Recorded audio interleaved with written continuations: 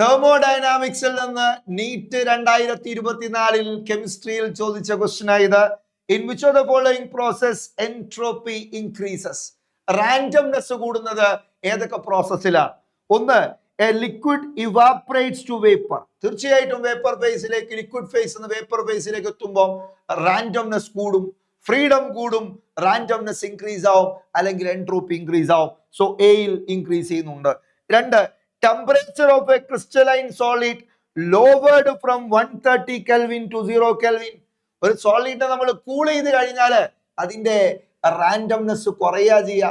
So thermal energy കിട്ടുമ്പോൾ heat ചെയ്താലാണ് freedom വർദ്ധിക്കുക, മോളിക്യൂളിന് കൂടുതൽ ഫ്രീ ആവാൻ പറ്റുക, ഇന്റർമോളിക്കുലർ ഫോഴ്സ് വീക്ക് ആവുക. എന്നാൽ കൂൾ ചെയ്താൽ അത് സ്ട്രോങ് ആവുക ചെയ്യുക. സോ അതുകൊണ്ട് നമുക്ക് പറയാം എൻട്രോപ്പി ഡിക്രീസസ്. എന്നാൽ മൂന്നാമത്തെ ചേഞ്ചില് ഒരു സോളിഡ് സബ്സ്റ്റൻസ് നമ്മൾ ഹീറ്റ് ചെയ്തു, അതിന്റെ ഭാഗമായിട്ട് we got two gaseous products. Solid heat ചെയ്തതിന്റെ ഭാഗമായിട്ടുള്ള സോളിഡ് ചേഞ്ച് ചെയ്ത് കൂടുതൽ ഗ്യാസ് മോളിക്യൂൾ ഉണ്ടാവുന്നു എന്ന് പറയുമ്പോൾ റാൻഡംനെസ് ഇൻക്രീസസ്. അപ്പൊ സി ഓക്കെ ആണ്, എ ഓക്കെ ആണ്. Next, Cl2 gas gives 2Cl gas എന്ന് പറയുമ്പോൾ ലെഫ്റ്റ് ഹാൻഡ് സൈഡില് ഒരു ഗ്യാസ് പാർട്ടിക്കിൾ ആണ്, റൈറ്റ് ഹാൻഡ് സൈഡില് രണ്ട് ഗ്യാസ് പാർട്ടിക്കിൾ ആയിട്ട് മാറി. ഒരു ഗ്യാസ് പാർട്ടിക്കിൾ രണ്ട് ഗ്യാസ് പാർട്ടിക്കിൾ ആയിട്ട് മാറി. ഗ്യാസ് മോളിക്യൂളുടെ എണ്ണം വർദ്ധിച്ചു.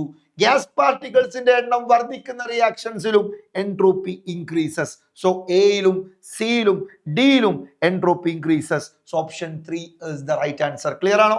ക്ലിയർ അല്ലേ? യെസ്.